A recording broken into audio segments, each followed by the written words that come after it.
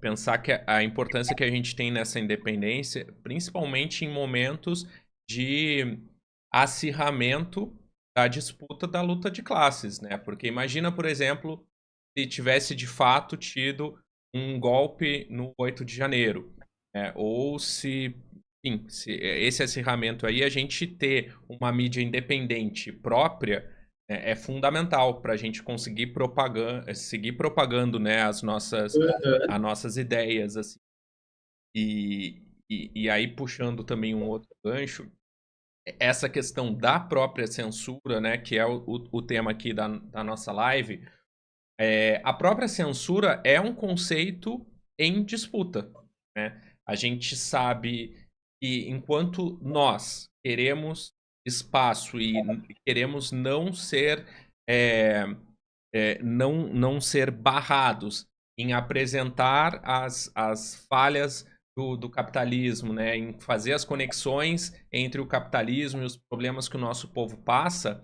É, por outro lado, do outro lado do espectro político, essa questão de censura é, tem a ver com uma liberdade que eles querem incondicional de propagar fake news, de propagar discurso de ódio, de sustentar narrativas irreais, né? A questão de meritocracia, ou sei lá, né? De distorcer a realidade para as pessoas acharem que o Hamas é mais perigoso, mais letal do que as 30, quase 40 mil pessoas já que já morreram na Palestina, né? Então, Uhum. assim, como que a gente trava essa batalha pelo que é ou não é censura, né? Sabendo que a gente tem um lado aí nessa disputa? Sim. Eu acho que para a gente debater o que é censura e o que é liberdade, digamos assim, é fundamental a gente relembrar que nós vivemos em uma sociedade dividida em classes. Que há nessa sociedade duas classes antagônicas: a classe dos exploradores e a classe dos explorados, a burguesia e a classe trabalhadora. Portanto, conceitos que são antagônicos, no final, sempre são duas faces da mesma moeda. Toda vez que se fala em censura e liberdade, deve-se falar em censura para qual das classes e liberdade para qual das classes. Se nós estamos numa disputa em que cada passo que a gente dá para frente significa tomar o terreno do nosso adversário, que é a burguesia, no conceito de censura e liberdade, ou no conceito, aqui eu estou aproveitando, né, a discussão que existe sobre ditadura e democracia, que é a mesma. Hum?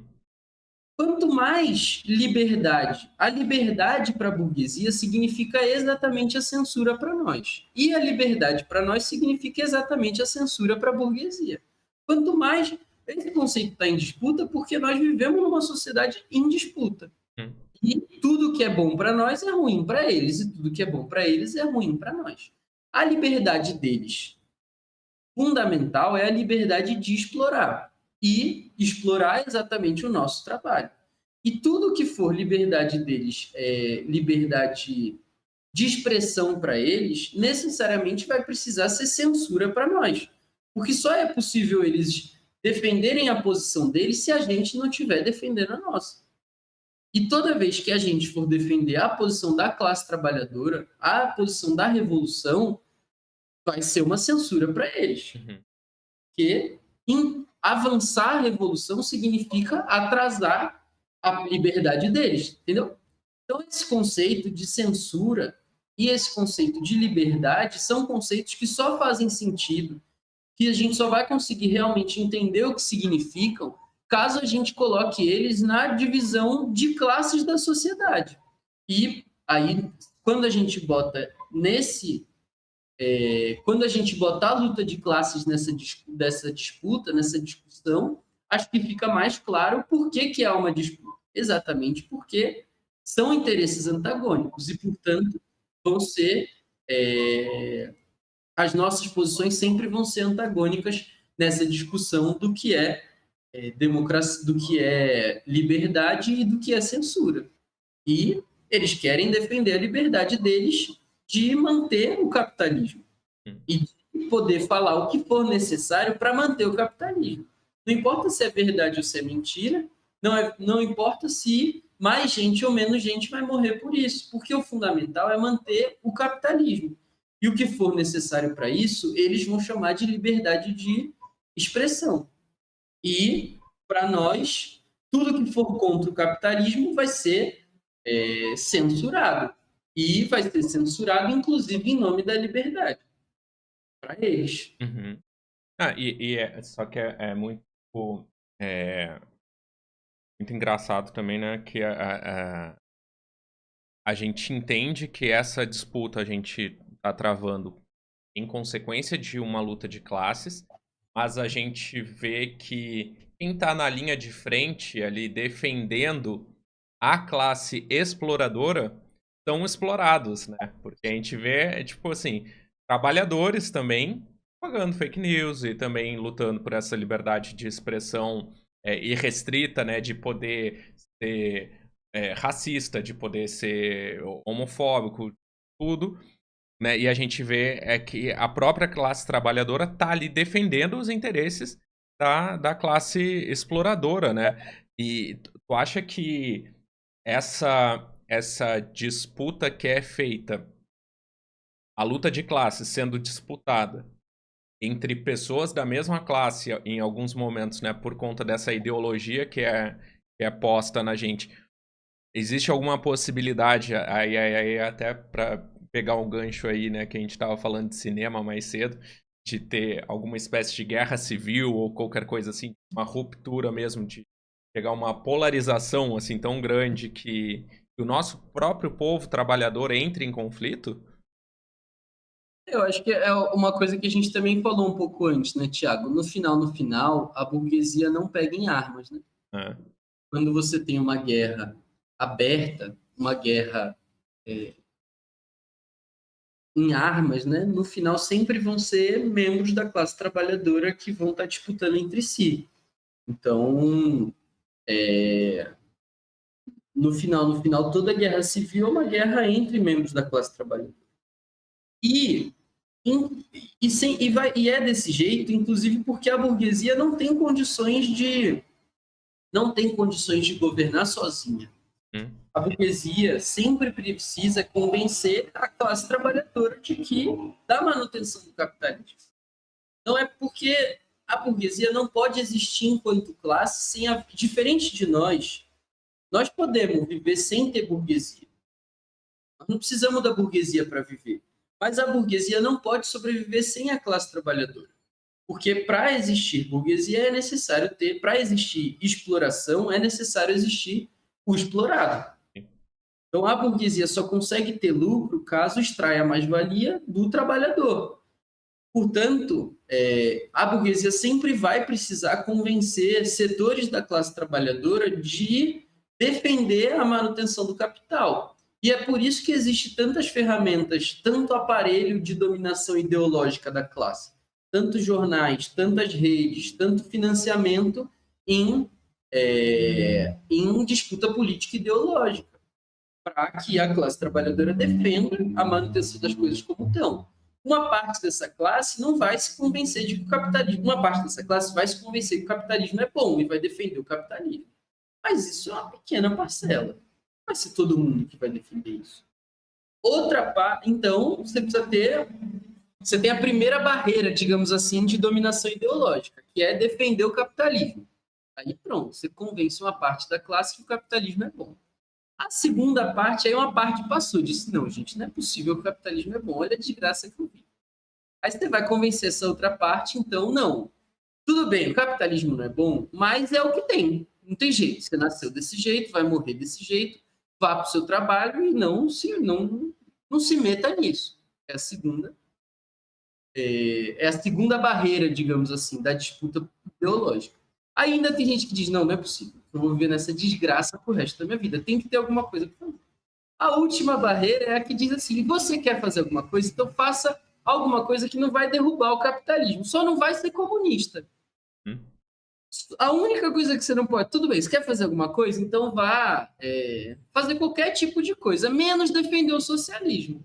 Então, essa é a última barreira do capitalismo. Quer dizer, a única coisa que você não pode é o socialismo. Por quê?